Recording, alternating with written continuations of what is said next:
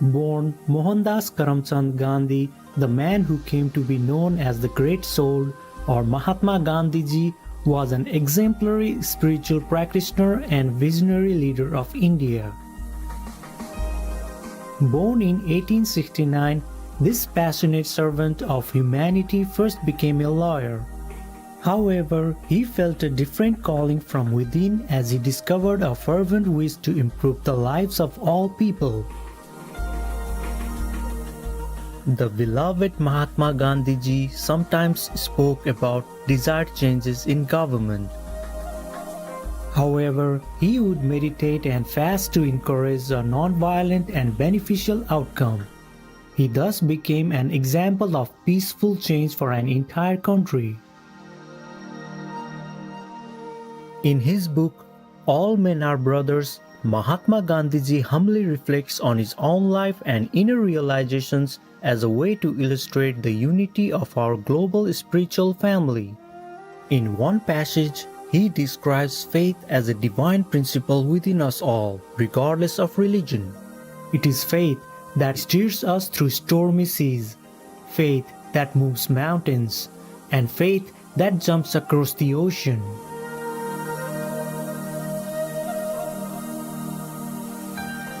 That faith is nothing but a living, wide-awake consciousness of God within. He who has achieved that faith wants nothing.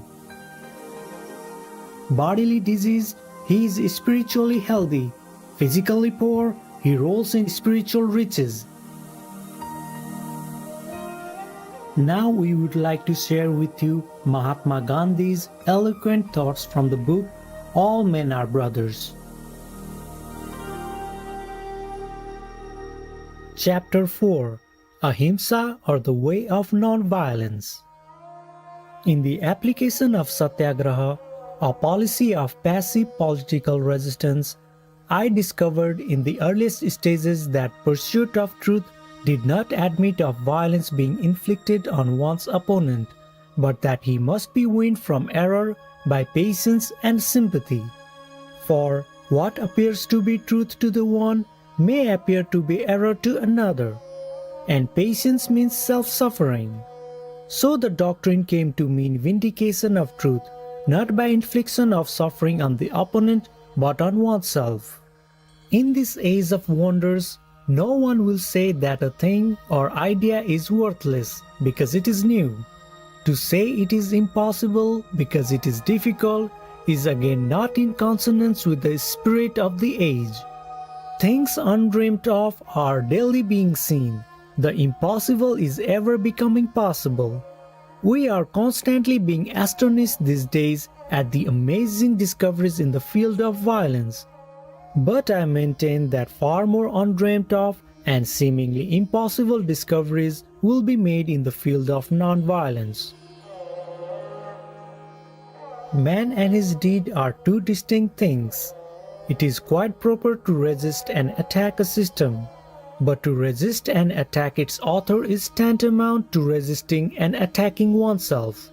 For we are all tarred with the same brush, and are children of one and the same Creator, and as such the divine powers within us are infinite. To slight a single human being is to slight those divine powers, and thus to harm not only that being, but with him the whole world. Non-violence is a universal principle, and its operation is not limited by a hostile environment. Indeed, its efficacy can be tasted only when it acts in the midst of and in spite of opposition. Our non-violence would be a hollow thing and nothing worth if it depended for its success on the goodwill of the authorities. The only condition of successful use of this force is a recognition of the existence of the soul as apart from the body and its permanent nature. And this recognition must amount to a living faith and not a mere intellectual grasp. Some friends have told me that truth and non-violence have no place in politics and worldly affairs. I do not agree. I have no use for them as a means of individual salvation. Their introduction and application in everyday life has been my experiment all along. No man could be actively non-violent and not rise against social injustice no matter where it occurred. Passive resistance is a method of securing rights by personal suffering. It is the reverse of resistance by arms. When I refuse to do a thing that is repugnant to my conscience, I use soul force. For instance, the government of the day has passed a law which is applicable to me. I do not like it. If by using violence I force the government to repeal the law, I am employing what may be termed body force. If I do not obey the law and accept the penalty for its breach, I use soul force. It involves sacrifice of self. Everybody admits that sacrifice of self is infinitely superior to sacrifice of others. Moreover, if this kind of force is used in a cause that is unjust, only the person using it suffers. He does not make others suffer for his mistakes. Men have before now done many things which were subsequently found to have been wrong. No man can claim that he is absolutely in the right or that a particular thing is wrong because he thinks so, but it is wrong for him so long as that is his deliberate judgment. It is therefore clear that he should not do that which he knows to be wrong and suffer the consequence whatever it may be. This is the key to the use of soul force.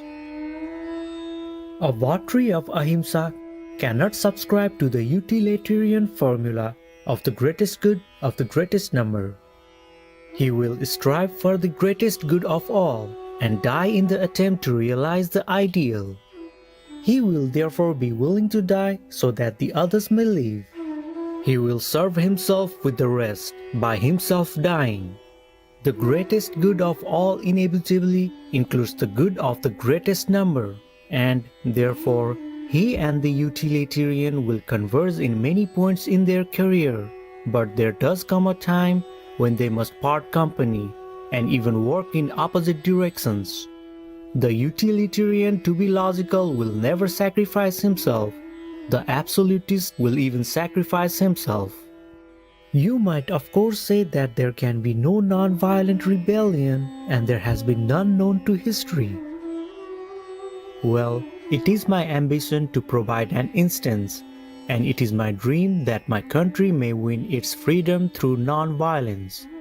And I would like to repeat to the world times without number that I will not purchase my country's freedom at the cost of non-violence. My marriage to non-violence is such an absolute thing that I would rather commit suicide than be deflected from my position. I have not mentioned truth in this connection, simply because truth cannot be expressed except by non-violence. The accumulated experience of the past 30 years, the first 8 of which were in South Africa, fills me with the greatest hope that in the adoption of non-violence lies the future of India and the world. It is the most harmless and yet equally effective way of dealing with the political and economic wrongs of the downtrodden portion of humanity. I have known from early youth that non-violence is not a cloistered virtue to be practiced by the individual for peace and final salvation, but it is a rule of conduct for society if it is to live consistently with human dignity and make progress towards the attainment of peace, for which it has been yearning for ages past. Non-violence is a power which can be wielded equally by all, children, young men and women, or grown-up people, provided they have a living faith in the God of love and have therefore equal love for all mankind. When non-violence is accepted as the law of life, it must pervade the whole being and not be applied to isolated acts. If we are to be non-violent, we must then not wish for anything on this earth which the meanest or the lowest of human beings cannot have. The principle of non-violence necessitates complete abstention from exploitation in any form. My resistance to war does not carry me to the point of thwarting those who wish to take part in it. I reason with them. I put before them the better way and leave them to make the choice. I would say to my critics to enter with me into the sufferings, not only of the people of India, but of those, whether engaged in the war or not, of the whole world. I cannot look at this butchery going on in the world with indifference. I have an unchangeable faith that it is beneath the dignity of man to resort to mutual slaughter. I have no doubt that there is a way out.